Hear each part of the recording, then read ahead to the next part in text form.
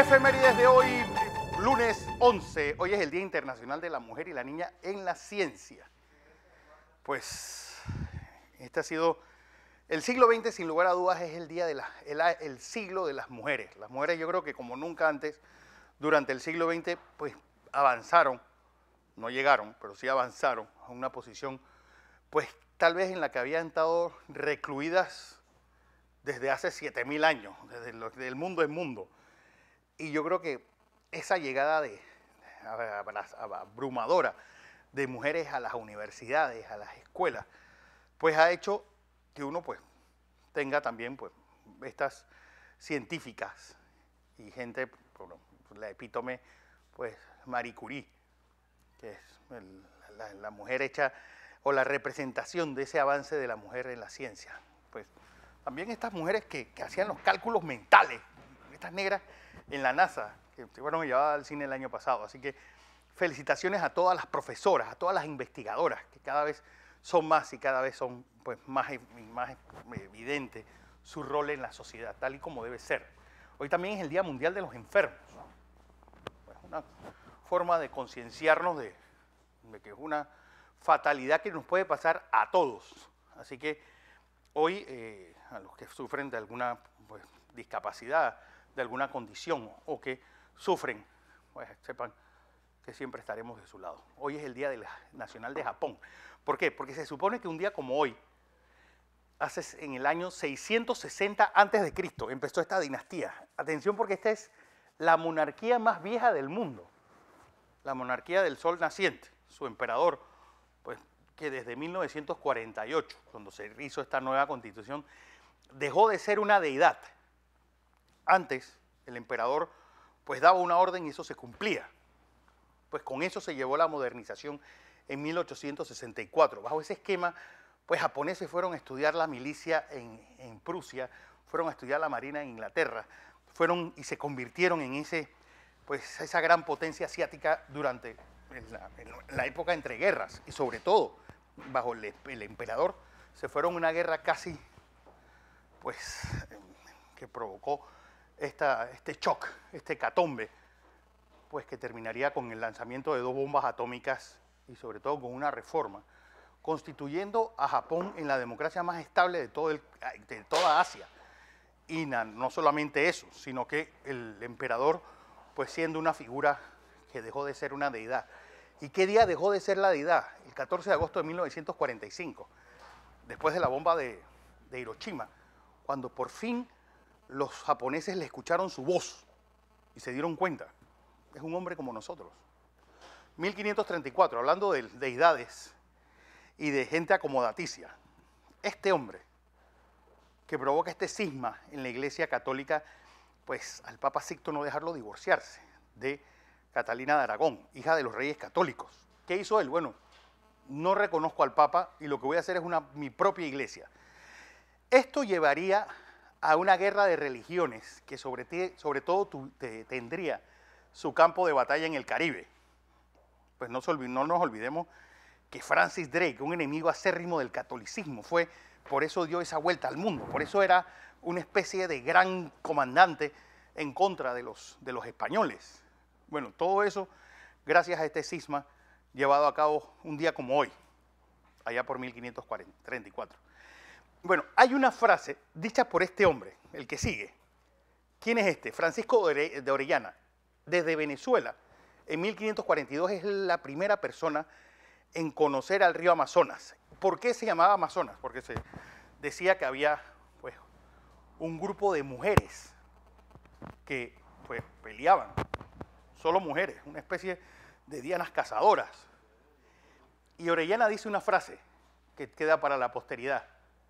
Pues la próxima vez que sean muchos, pero que sean machos, explicando un poco la agresividad de estas mujeres.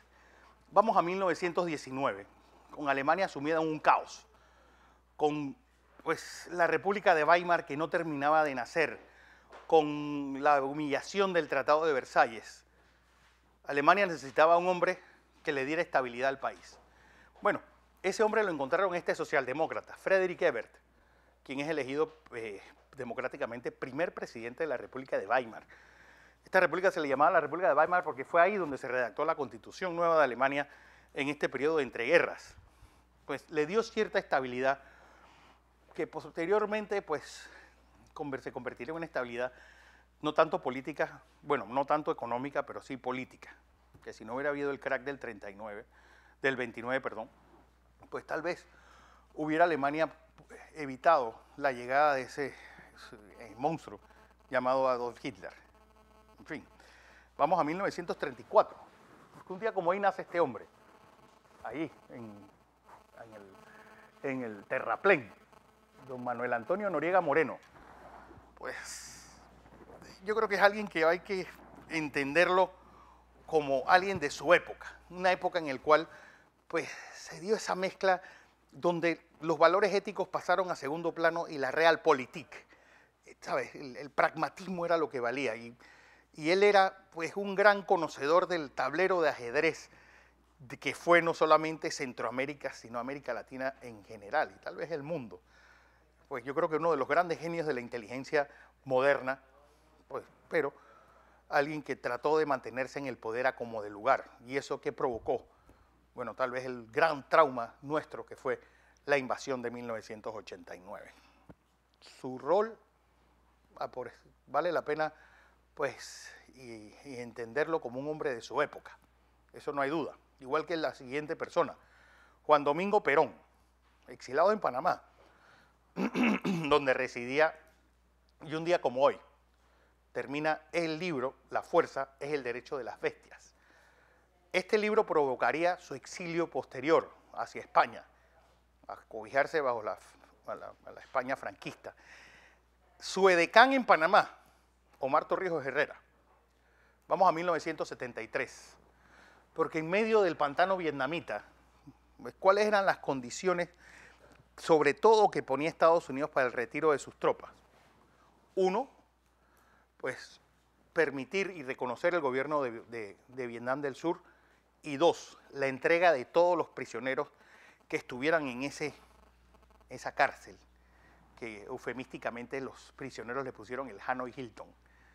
Bueno, esto se consigue y el gobierno de Vietnam del Norte entrega pues todos los 467 prisioneros desde el primero que cayó en enero del 65, por cierto, un latino, hasta John McCain, que estaba entre esos pues, prisioneros que pasaron en grupos de 40, fueron saliendo de Hanoi, y con ello la salida del ejército de los Estados Unidos 60 días después de Vietnam, y lo que vino ya es parte de la historia. Un gobierno armado hasta los dientes, pero sin gente calificada para volar esos aviones, sin piezas de repuesto, en medio de ese escándalo del Watergate que provocó que Gerald Ford dijera de Vietnam no quiero saber más nada. Allá los abandonó a su suerte. Vamos a 1990, porque un día como hoy, este hombre sale de la cárcel después de 27 años preso. Para aquellos que pierden la esperanza, pues sepan que después de 27 años lo menos que uno piensa es llegar a la presidencia de un país. Bueno, este hombre no solamente llegó a la presidencia de un país, sino que ¿a qué país?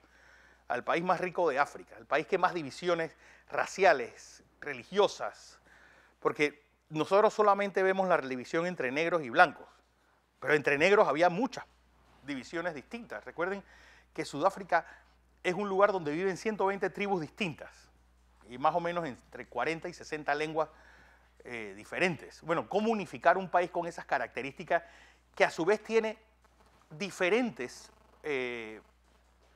repúblicas dentro de ella, como Transkei o alguna de esas pequeñas repúblicas dentro de Sudáfrica?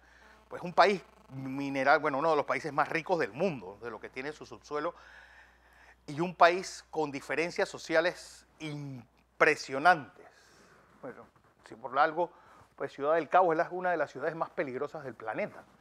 Pero este hombre, pues por lo menos pudo llevar a cabo una transición ejemplar, donde cómo tú haces para que esta diáspora de blancos no se fuesen de Sudáfrica y dejaran pues eso convertido en un pandemonio.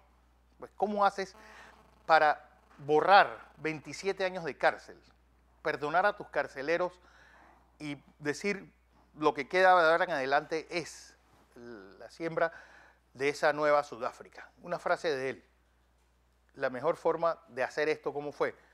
pues yo dejé todos mis demonios y mis odios dentro de la prisión. Ellos no podían salir conmigo porque iban a imposibilitar mi labor. Ahí lo tienen. Nelson Mandela, Premio Nobel de la Paz de 1994, junto a Frederick W. de Klerk. Y bueno, el preso político más importante de toda la historia del siglo XX, para bien, porque por la cárcel pasaron varios. Cosas del pasado.